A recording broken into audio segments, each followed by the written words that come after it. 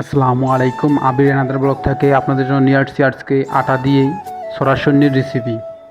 প্রথমে প্রথমে আটাগুলোকে আপনারা গরম পানিতে সিদ্ধ করে নিতে হবে, তারপরে চিকন করে লম্বা করে নিতে হবে। লম্বা করার পরে আটাগুলোকে কাটতে হবে, কাইগুলোকে কাটতে হবে, কেটে কেটে আপনাকে সরাসরি মতো কাটতে হবে। তারপরে আপনারা দিতে হবে, দেখতে পাচ্ছেন এখানে নারিকেল, এই নারিকেলগুলোকে আপনাকে কেটে নিতে হবে স্লাইস করে।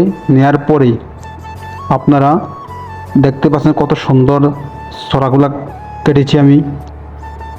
আস্তে আস্তে সবগুলো ছড়া কাটতে হবে। তখন আপনার গরম পানি দিয়ে দুধ, চিনি, লবণ, নারিকেল যে সবগুলো উপকরণ দিয়ে আপনারা রান্না করতে হবে।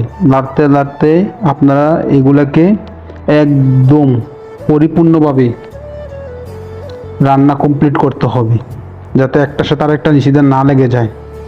চুলার আগুনটা ঠিকভাবে রাখতে হবে। আমার রান্না শেষ হয়ে গেছে, এখন আপনারা দেখতে পাচ্ছেন আমি প্লেটে কীভাবে নিতেছি। অসাধারণ একটা রান্নার কালার চলে আসছে, অনেক গরম, তা মুখে দিলাম, দেখতে পাচ্ছেন সেই স্বাদ, অস্থির একটা। আমরা সচরাচর গ্রামে যারা থাকি, শীত আসলে এটা আমাদের জনপ্রিয় হয়ে ওঠে। আমরা আগেকার সময় দেখতাম ছোটোবেলা যে আম্মু বা চাচতো বোন, চাচিরা মিলে গুঁড়িদুকে বাজার থেকে আমাদের জন্য সরাসরি পাক করতো। তখন দেখতাম না কখনো যে ফ্যামিলি কোনো মেম্বার আটা দিয়ে মনে করেন যে পাক করতো। এখন সচরাচর সবাই বর্তমানে কম সময়ের ভিতরে সবাই আটা দিয়ে নিজের মন মতনে ঘরের ভিতরে এই রেসিপি তৈরি করতে পারে, স্বল্প সময়ের ভিতরে, বেশি একটা সময় লাগে না। তো আপনারও যাদের যখন মন চাইবে তখনই খেতে পারেন, সমস্যা নেই।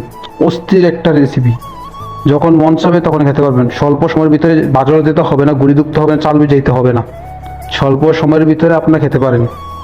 অস্থির একটা সরাসরি রেসিপি। যদি ভালো লাগে আমার পেজটা লাইক, কমেন্ট, শেয়ার দিবেন। ধন্যবাদ।